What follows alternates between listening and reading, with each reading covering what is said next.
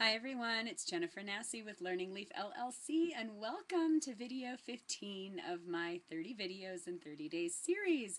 And as you can guess, I'm still having some computer glitches here and there, so I am back in my hubby's office using his computer.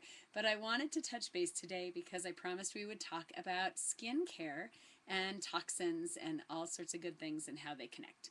So my rules for things that go on the skin are very similar to things that go in my body. Your skin is the largest organ you have, and it's one of the major detox channels that we also have, so we don't want to be loading it up with a lot of toxic stuff. So ideally you want to be label reading and you want to be looking for ingredients that you know what they are. They don't have any super strange sounding names. We're trying to stay away from a lot of the preservatives and things like that. So I am going to give you a cheat sheet of the ones that I most try and stay away from so that you can start to become more savvy label readers yourselves. So for example, some of the cleansers that you're going to be looking for these ingredients in them: sodium lauryl sulfate, sodium laureth sulfate, and sodium mauryl sulfate. So all the sulfates, those are the things that make our shampoos, our soaps super nice and lathery and bubbly. Well, guess what? They are rather toxic to our systems. So you want to be looking for things that are sulfate free. In fact, I just started using a shampoo from Nature's Gate that is sulfate free, and so far that's worked well for me. Petrochemicals, you want to keep an eye out for these. So petroleum, mineral oil, paraffin, these are things that, you know, they feel good when we initially put them on, but they actually take moisture away from our skin. They're not products we want to be using. Preservatives, anything that has a paraben in it. So methylparaben, any of the paraben family, we don't want anything to do with that.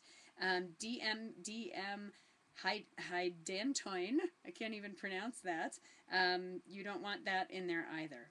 So chemical sunscreens, things like oxybenzone, that has been linked to hormone disruption. So that's something we want to keep in check.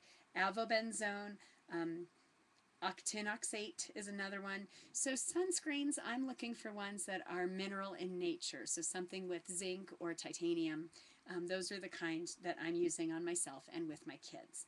Moisturizers, propylene glycol, butylene glycol, polyisobutene, you know, there are just a lot of things in there we just don't need. I really go for basic. A couple of the ones that I've come to love over the years are Lily's Organics. They're a Colorado company. You can find them in various health food stores, but if you look, their stuff is organic. They grow it on site, and I mean minimal ingredients. You're looking at maybe 5 ingredients in your skincare, and they're ones that have been tried and tested over centuries to do wonders for the skin, and they're all natural, no chemicals, no synthetics in there. So those are things that you can be looking for. So just, again, as I encourage you to do with your food, also do it with your skincare products. Start reading labels. Start looking for options that have fewer ingredients, more natural ingredients. Get some of these synthetics out of there, because again, we want to stem the tide of the toxins that we're fueling into our body. And especially we want to treat our skin with care. It is our largest organ. It's a major pathway for our detox channels. We want to keep those nice and clear.